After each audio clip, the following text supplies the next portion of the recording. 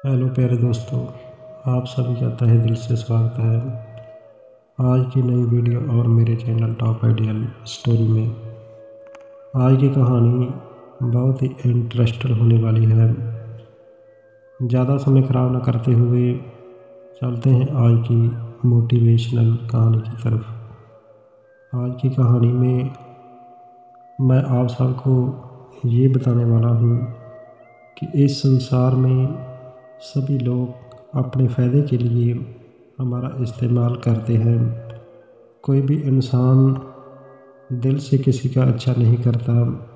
अगर वह करता है तो अपने फ़ायदे के लिए ही करता है, लेकिन अगर दिल और आत्मा से कोई करता है तो वह है हमारा गुरु।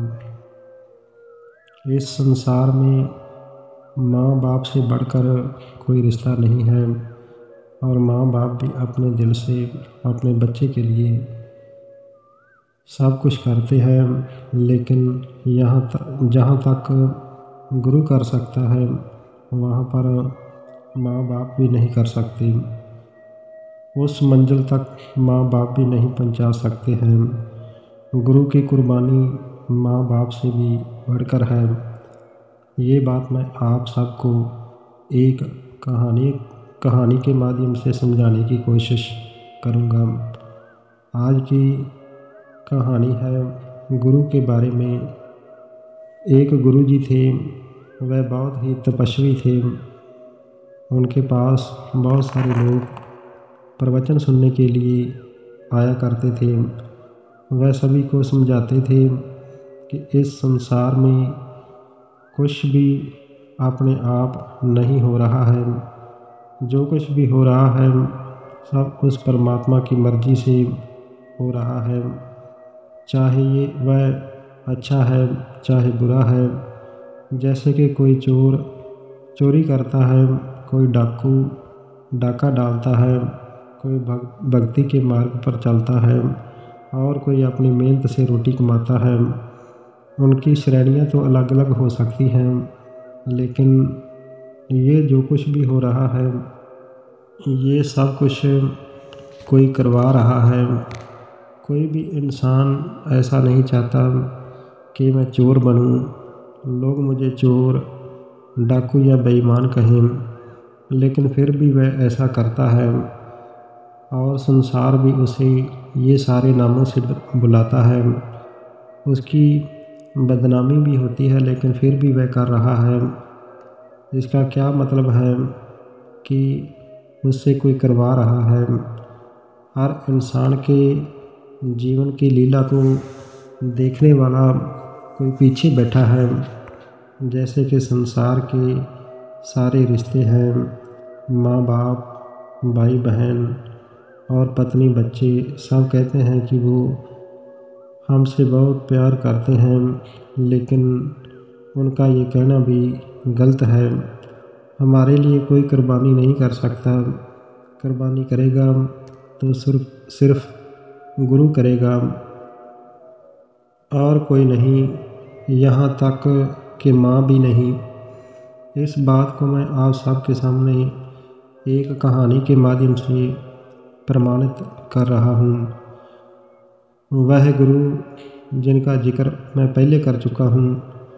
गुरु जी एक दिन लोगों को उपदेश दे रहे थे तो तभी किसी के रोने की आवाज़ उनके कानों में पड़ी।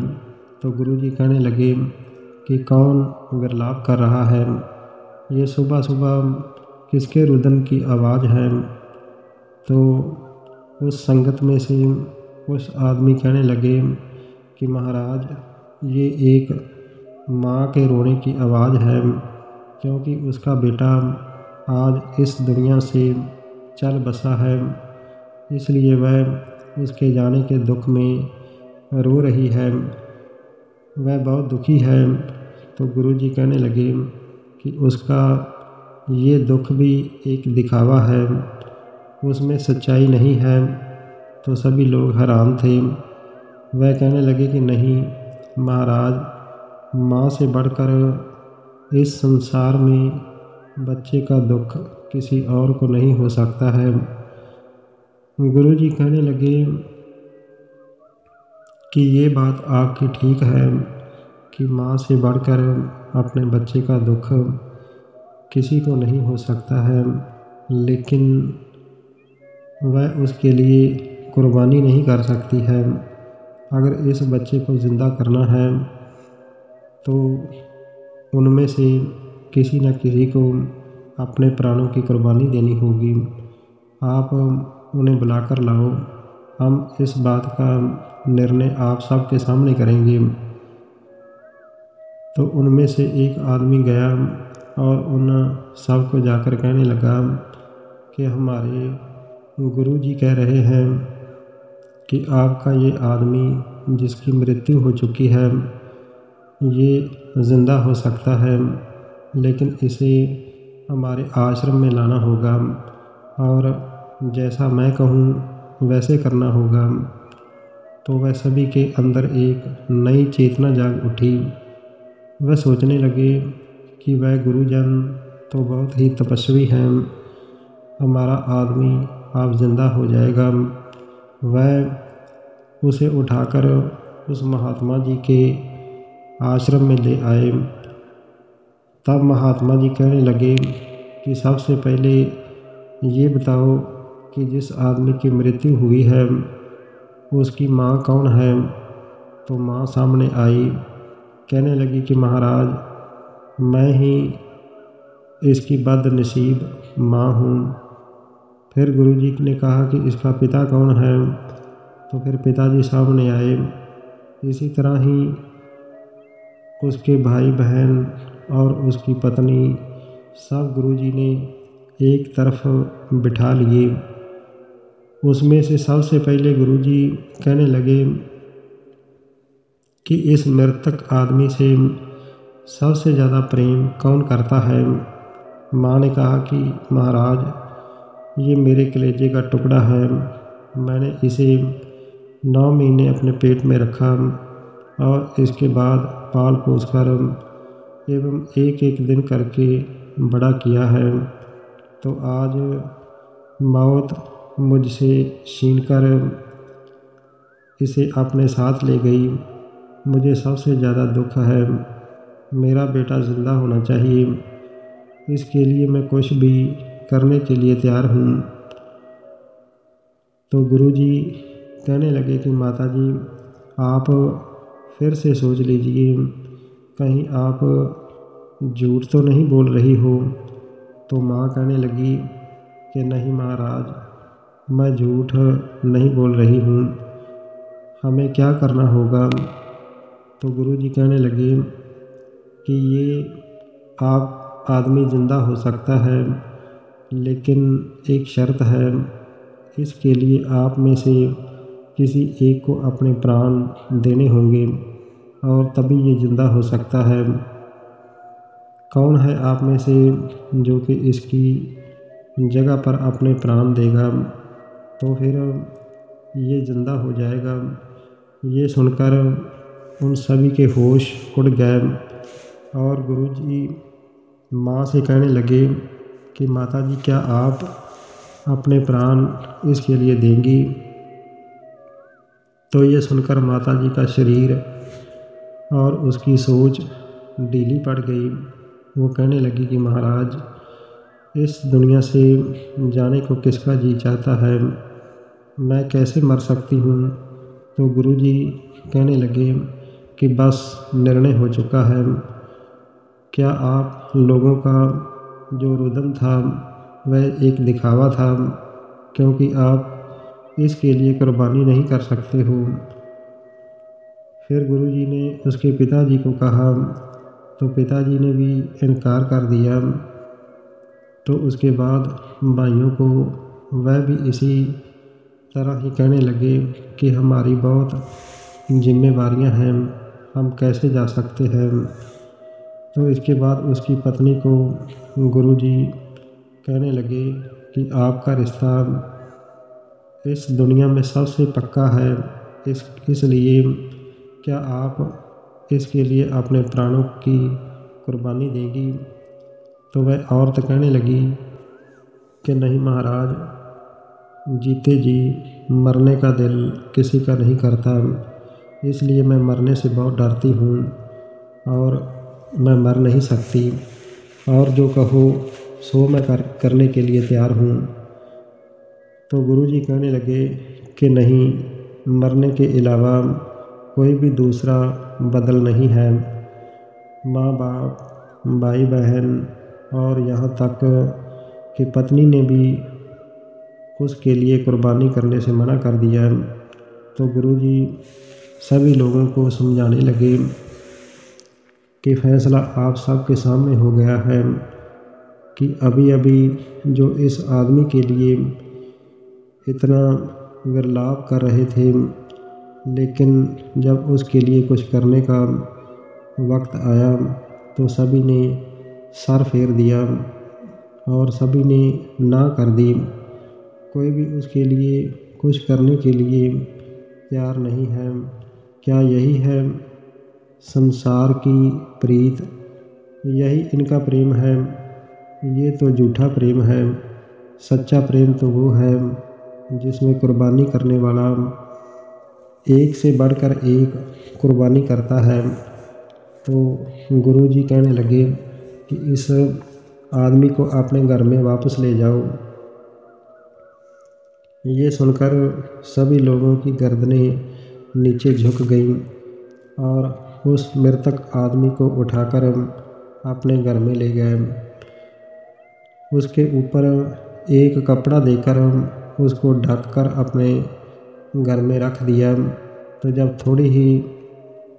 थोड़ा ही समय बीता तो उन्होंने देखा कि उसका एक बाजू हिलने लगा। उसके बाद उसकी टांग और पूरे शरीर में जान वापस आने लगी। तो देखते ही देखते वह आदमी उठकर बैठ गया और जिंदा हो गया। सभी देखकर हैरान रह गए। तो वो लोग सोचने लगे कि गुरुजी तो कह रहे थे कि कोई इसकी जगह पर अपनी जान देगा तभी ये ज़िंदा होगा, लेकिन ये तो अपने आप ही ज़िंदा हो गया। ऐसा कैसे हुआ? ये वह सभी इकट्ठा होकर महात्मा जी के पास आए और महात्मा जी से कहने लगे कि महाराज, आपने झूठ बोला है। हमारा आदमी तो बिना किसी की कुर्बानी के ज़िंदा हो गया है। तो महात्मा जी कहने लगे कि नहीं, ये भी आपका भ्रम है, क्योंकि ये बिना कुर्बानी के ज़िंदा नहीं हुआ। ज़िंदा होने का रास्ता वही है, लेकिन आप सब कुर्बानी नहीं कर सके। कुर्बानी वह करता है जिसके अंदर सच्चाई हो। इसलिए इसके लिए अपनी जान मेरे एक शिष्य ने दी है, जो सच के रास्ते को पूरी तरह से समझ चुका है, जो कि इस दुनिया के झूठे प्रेम को ठुकरा चुका है और परमात्मा का सच्चा प्रेम जिसके अंदर है वही किसी के लिए कुर्बानी कर सकता है। वह ये नहीं सोचता कि ये मेरा परिवार है और वह किसी और का है। वह सब के लिए ही अच्छा करने की कोशिश करता है। इसके लिए चाहे उसको कोई भी कीमत क्यों ना देनी पड़े। तुम सब उसके घर जाकर देख सकते हो कि वह सफ़ेद चादर लेकर घर के अंदर चारपाई पर लेटा हुआ है और अपने प्राण त्याग चुका है, और उसके प्राण इस आदमी के अंदर आ चुके हैं। तो लोगों ने ऐसा ही किया। जब जाकर देखा तो अपने घर में चारपाई पर सफ़ेद चादर लेकर वह लेटा हुआ है। जब उसको देखा तो वह मृतक हो चुका है। ये देखकर सभी हैरान थे और महात्मा जी के चरणों पर गिरकर कहने लगे कि महाराज, वाकई आप सत्य कहते हैं। पूरे गुरु के बिना कोई कुर्बानी नहीं कर सकता। इस दुनिया में गुरु की ताकत है कि इंसान को सच की अहमियत को समझा सके, और वरना ये संसार के सारे रिश्ते और प्रेम जिसका ये संसार दिखावा करता है, ये सब झूठे हैं, ये दिखावा है। हम ये बात आज समझ चुके हैं। तो प्यारे दोस्तों, ये थी आज की मोटिवेशनल कहानी। इस कहानी से हमें ये सीख मिलती है कि गुरु से श्रेष्ठ इस संसार में कुछ भी नहीं है। गुरु ही परमात्मा के दर्शन करवा सकता है। गुरु ही इंसान को कुर्बानी के रास्ते पर चलने के लिए प्रेरित करता है। गुरु ही मुक्ति दे सकता है। इसलिए गुरु सबसे श्रेष्ठ है, माँ बाप से भी। अगर आज की मेरी ये कहानी आप सबको पसंद आई हो तो कृपया मेरे चैनल टॉप आइडियल स्टोरी को लाइक, शेयर और सब्सक्राइब ज़रूर कर देना। हमेशा अच्छा करो, अच्छा सोचो और खुश रहो। आप सभी का बहुत बहुत धन्यवाद। वंदे मातरम। जय भारत।